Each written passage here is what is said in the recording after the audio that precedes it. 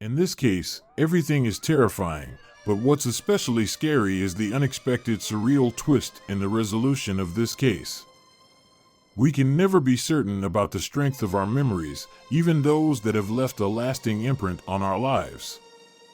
Kaye Robinson, 32 years old, a single mother, lived with her 11-year-old son named Nick in a mobile home community in the town of Laurel, Delaware.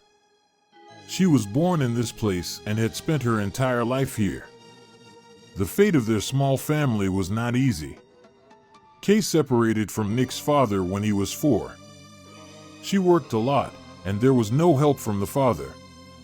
Every day for her was similar to the previous one. A small settlement, the same store, the same route to work. Kaye worked as an insurance agent. Kaye was in a relationship with 36-year-old Andrew Simons. Although there were no quarrels between Andrew and Nick, there was tension from the boy's side. Nick didn't accept his mother's choice.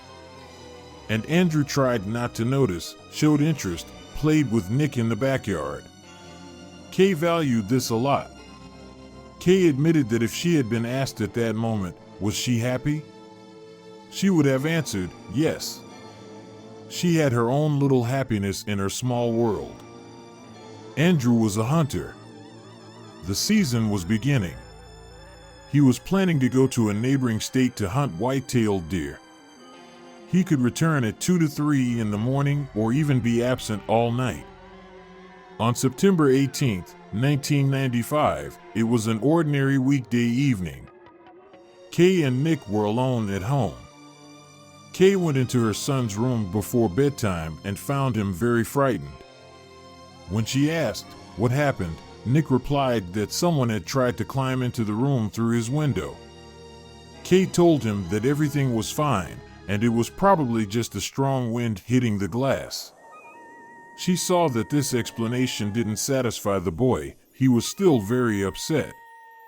Kaye allowed her son to sleep in her room. Around 1 a.m., there was a loud knock on the door. At first, Kaye decided to ignore the uninvited nocturnal guest. But someone on the other side of the door was very insistent and continued to knock. Then Kaye thought that maybe Andrew had returned from his hunting trip. Perhaps he had lost his keys. But it wasn't Andrew standing at the door. It was an unfamiliar, tall man. Kaye asked him what had happened. The man replied, "My car broke down. Can I use your phone to call a friend to pick me up?" After a brief pause, he asked, "May I come in?" Kaye didn't allow him in. She said she would make the call herself. The man then provided a phone number and introduced himself as Jack Wilson, asking her to use that name when calling her friend. Kaye made the call, and a male voice answered. The problem was that the person on the other end of the phone didn't know anyone named Jack Wilson. Kaye was frightened. She forced herself to return to the door and said that she had called, but the person who answered didn't know Jack Wilson. "Maybe you dialed the wrong number. Can I make the call myself?" "No," Kaye replied firmly. "If you don't leave now, I will call the police." The man became angry, cursed, but eventually left. Kaye recalls feeling uneasy. She was very scared. She still called 911 to have the police check if anyone was near her home. The police arrived and checked everything, and only after that was Kaye able to sleep again. However, her sleep didn't last long. Approximately an hour and a half later, she woke up to the sound of the front door slamming. Kaye's first thought was that Andrew had returned from his hunting trip. She even felt a momentary relief. But then she wondered why he had slammed the door like that. Kaye got up and went to the front door. The front door was located across from a small kitchen. In the kitchen, Kaye saw the man with her own kitchen knife in his hand. It was the same man who had been at her door a couple of hours earlier. He rushed at Kaye and pinned her against the wall, ordering her to stay quiet. He asked where her son was. Kaye replied that he was sleeping in her room, and he led Kaye to Nick's room. In the room, he immediately began to stab her with the knife. Not surprisingly, the screams of unbearable pain woke up the boy from 2 doors away. Nick woke up in an empty room, and the door to the bedroom was closed. He heard muffled screams from his mother. He could have climbed out of the window, but the terrifying sounds paralyzed the boy. In the corridor leading to the kitchen, there was the only landline telephone. If the intruder had seen Nick sneaking down the corridor, he would have killed him.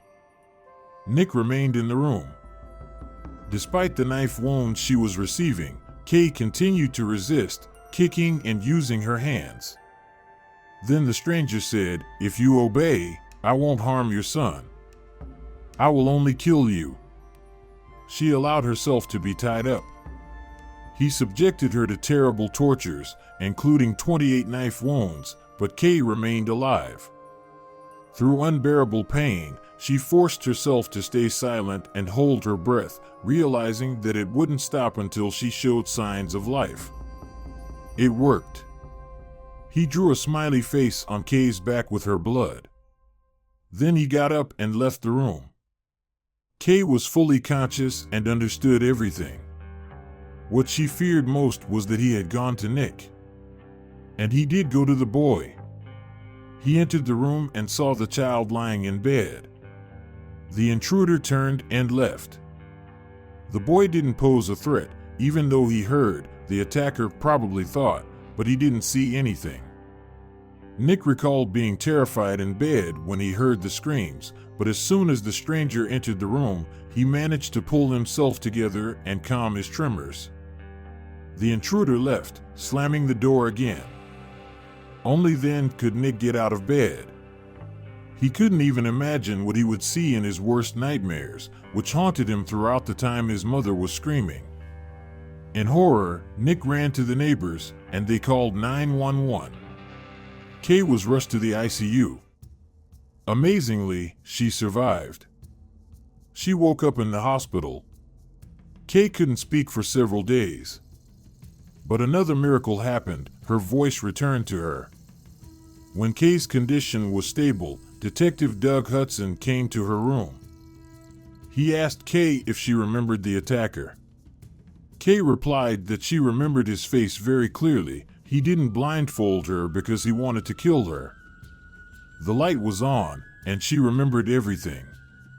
According to her, she even remembered the length of each of his fingernails, his scent. Kaye was certain, as was the detective, that such cruelty would require another outlet. The rapist had to be caught before he attacked his next victim. From Kaye's memory, a sketch of the unknown assailant was created. The sketch was now displayed in every store, gas station, and roadside sign in the small town. It was printed in local newspapers and featured on local news. The police awaited results. Detective Hudson began to wonder why the attacker had called himself Jack Wilson and provided Kaye with that specific phone number. The owner of the number and his family members were questioned, but it didn't lead to anything. Apparently, the unknown man had given Kaye this information off the top of his head, making it up on the spot. Just 9 days later, Kaye was discharged from the hospital. She told Andrew, who had been by her side throughout those days, that she couldn't go back. She wouldn't be able to stay there anymore. It was no longer her home. Andrew supported Kaye. They decided to hire special services to clean up the house and put it up for sale. 2 weeks after the brutal attack on Kaye, a very strange call came into 911. It was Kaye's neighbor calling. She said that she currently saw a man at Kaye's house. He had arrived in his car, lit a candle, and was now kneeling at the door, apparently praying. The police immediately arrived at the scene. The man was named Doug De Silva. He was 38 years old, and he lived 100 miles away from this town. He told the police that his ex-wife and daughter also lived here. Kaye's story had shocked him so much that he came to her house to pray for her, as they could have been his relatives. It was a strong impulse of his soul. Before this, he had printed out the sketch of the attacker, put it in his car, and drove around the town to find the criminal. It all sounded quite convincing. However, there was one but: he was a copy of the man depicted in the sketch. The police took him to the station. Criminals often return to the scene of the crime. Most often, they come back to relive the experiences they had here, reproducing the exciting circumstances while taking pleasure in it. However, some even experience feelings of remorse, as was likely the case here. Last year, Doug De Silva was a suspect in the murder of a 16-year-old girl from a nearby school. Back then, there wasn't enough evidence against him. His behavior during questioning shocked the police. He answered questions vaguely, as if he didn't understand what was happening and why he was there. They took his photograph. Resemblance to the sketch wasn't enough to detain him. Doug had to be released. The police later would say that at the time, they believed Doug was mocking them. As he was leaving, he asked the police officers how to become a police officer. Everyone was shocked by this behavior, but they still gave him application forms in the hope of obtaining new information through them. And they did. In a completely unexpected way. After filling out the application, at the very end, on the last page, Doug drew a smiley face. No one knew about the smiley on Kaye's body. It hadn't been disclosed to the press. The next day, Detective Hudson showed Kaye several photos of men resembling the sketch created from her memory. Kaye almost instantly pointed to Doug. She said that every cell in her body quivered in pain when she looked at his face. Kaye admitted that she almost vomited. It felt like her attacker had returned. Doug De Silva was summoned to the police station.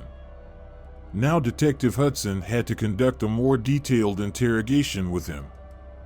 He had no doubt that a dangerous and frightening man was sitting before him. Furthermore, in his own words, he had never been so certain in his entire professional career that he was looking at a criminal. Doug had no alibi. During the questioning, Doug made many very unusual statements.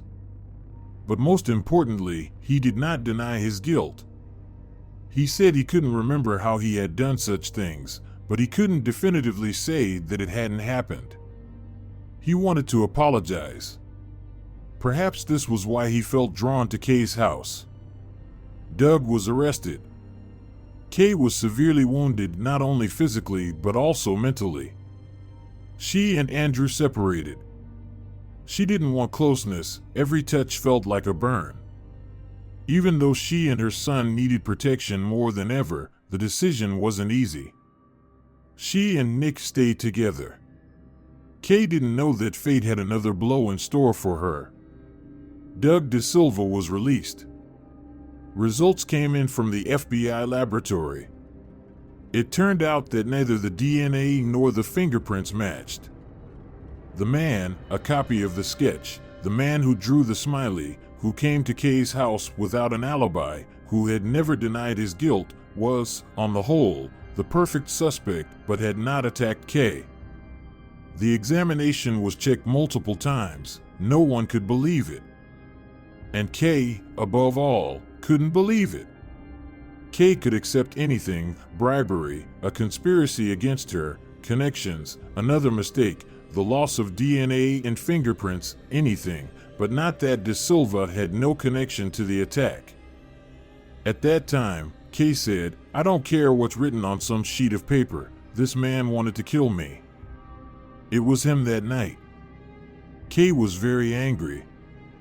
Her inner self demanded retribution. She decided to take matters into her own hands. She was certain who the assailant was. Along with a home security system, she purchased a gun. Using the phone book, she found Doug De Silva's address. At night, She headed to his house, roughly at the same time as she believed he had come to her. She went to seek revenge. She was ready to be sentenced to life in prison. And there she was, in front of Doug's house.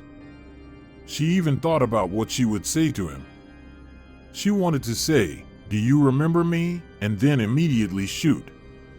She stood on the street. The lights were on in his house. She looked at his silhouette. She stood there for a long time. She couldn't. At that moment, Kaye didn't pity him. She pitied her son, who would be all alone. She got in her car and drove away. 9 long years passed. Every day, Kaye felt fear. She couldn't even feel safe at home. No one was held responsible for her torment. There were no new suspects, and Doug De Silva lived his ordinary life as if nothing had happened. Only 9 years later, what finally set everything right happened. The Delaware police received a call from police in the neighboring state of Maryland. They had arrested a man whose actions closely resembled those of the person from the September night in 1995. In Maryland, the victim was a single mother living in a mobile home with her son. She woke up in the early morning to strange sounds and saw a man in her bedroom in the pre-dawn twilight. At first, she couldn't believe her eyes, thinking it was a dream. The man held a knife in one hand and a sharpening tool in the other. He lunged at the woman, telling her he wouldn't harm her child if she obeyed. He tied her up and raped her. Then he apologized and told her to take a shower and change. By now, it was morning, and he instructed her to go to work, knowing her schedule. It seems he was keeping tabs on her. Before she left, he told her he wouldn't touch her son if she didn't report to the police. Everything would be fine as long as no one knew he was there. The woman left, and the first thing she did was call 911. She informed the police that the rapist essentially had her child as a hostage, and the police quietly and discreetly approached the house. The man was arrested. He was 43-year-old Mark Eskridge. He had previously been linked to a rape case in 2002, and Kaye Robinson's case had many similarities with the recent victim. Mark Eskridge also resembled the composite sketch based on Kaye's memories. However, Kaye stated that he was not the one who attacked her on that fateful night.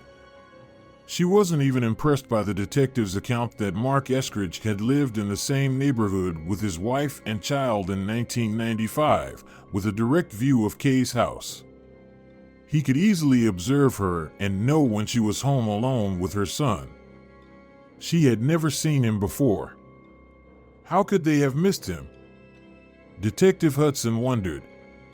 It was probably because all their attention had been focused on Doug De Silva. Meanwhile, Mark had been closely following the investigation, practically from his own window. Kaye continued to deny to the very end that this was not her attacker. She was the only one who believed so. Mark was checked in connection with Kaye's case, and it turned out that the fingerprints and DNA found at the crime scene belonged to him. It was him. Kaye didn't even believe the DNA results. She was only convinced when shown a photo of Mark from 1995. Mark Eskridge and Doug De Silva did resemble each other, but not to the extent that they could be easily confused. In 2006, Mark Eskridge confessed to the crime and was sentenced to life in prison. This case is told to students, future criminalists, as an example of how unreliable human memory can be.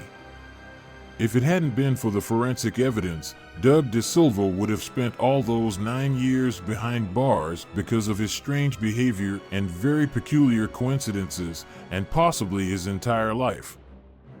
That's how DNA testing and fingerprint analysis helped overcome the complexities of human behavior. There are still unresolved questions for the investigators. Why did Doug confess? Why did he never deny it? Why did he insert himself into this sadistic crime?